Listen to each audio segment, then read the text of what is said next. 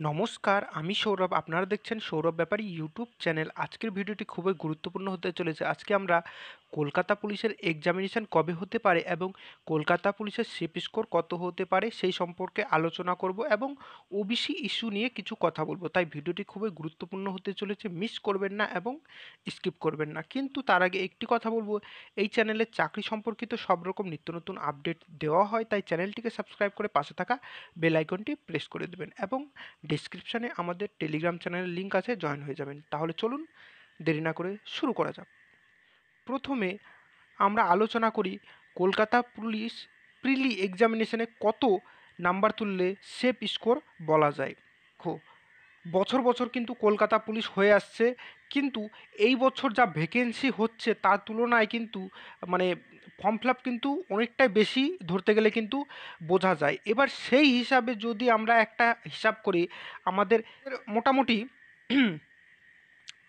দেখো 65 to 70 number রাখতে হবে। মক টেস্ট তোমরা যেটা করছো, মক টেস্টে তোমাদের 65 থেকে 70 নাম্বার রাখতে হবে।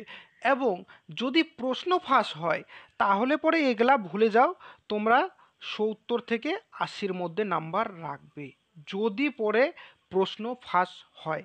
আর যদি প্রশ্ন ফাঁস না হয় তাহলে পরে দেখো 60ও তোমরা ধরতে পারো, 60 থেকে 70-এর মধ্যে নাম্বার যদি মক টেস্টে রাখো তাহলে পরেই হবে। মক টেস্টের কথা বলছি, আদার্স তোমরা যদি এক্সামিনেশানে যাও, এক্সামিনেশানে একটু কম বেশি হয়, কিন্তু তাও আমি তোমাদেরকে 60 থেকে 70 বলবো। তোমাদেরকে যদি 50 বলি, 50-এ কাট অফ ধরে নাও গেল না, তখন তোমরা আমাকে দোষারোপ করবা। কিন্তু আমি তোমাদেরকে বলবো 60 থেকে 70 নাম্বার রাখতে। আর যদি প্রশ্ন ফাঁস হয় তাহলে ভুলে যাও। কিন্তু প্রশ্ন ফাঁস রুখতে একটি গ্রুপ তৈরি হয়েছে, সেই গ্রুপের লিঙ্ক আমি ডেসক্রিপশানে দিয়ে দেবো। সেই লিঙ্কে তোমরা জয়েন করো এবং 26শে জুলাই আমাদের মহা আন্দোলন হতে চলেছে, সেই আন্দোলনে যোগদান করো এবং সবার সামনে আমাদেরকে আসতে হবে, তাহলে পরে দালালরা ভয় পাবে এবং প্রশ্ন ফাঁস করবে না। ওকে, এবার এক্সাম ডেট নিয়ে কথা বলি। কলকাতা পুলিশের এক্সাম প্রিলি কবে হতে পারে?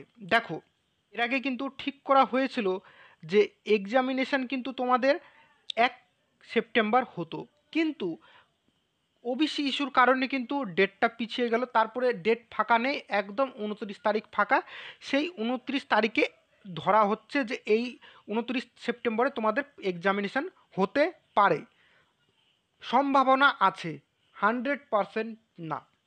এবার তোমাদের আমি একটা কথা বলে দিই, সরকার কিন্তু কোনোভাবেই চাচ্ছে না যে নিয়োগ হোক। এবার তাদের একটু আর্থিকের টান আছে, সেটা কিসের জন্য আমি সেটা বলতে যাব না।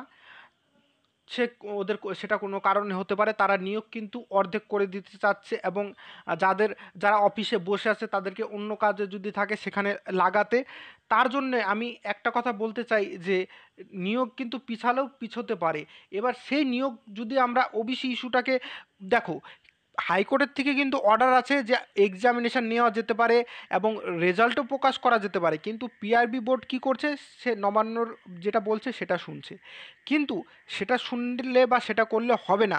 হাইকোর্ট থেকে নির্দেশ আছে, যেগুলো ফর্ম ফিল আপ হয়ে গেছে তার এক্সামিনেশান নিয়ে তার রেজাল্ট প্রকাশ করা যেতে পারে। তার জন্য আমাদের দেখো পিআরবি অভিযান দরকার আছে। 26শে জুলাই যেই মহান আন্দোলনটি হবে, সেই আন্দোলনে যোগদান তোমাদেরকে দিতে হবে। তোমরাই দেশের বল এবং আমাদের নিয়োগ প্রক্রিয়া সম্পন্ন করাতে হবে। যেসব রেজাল্ট আটকে আছে, যেসব এক্সামিনেশান আটকে আছে, সব কিছু কিন্তু সেই আন্দোলনের মাধ্যমেই কিন্তু করা যেতে পারে। তাছাড়া কোনো উপায় কিন্তু নেই।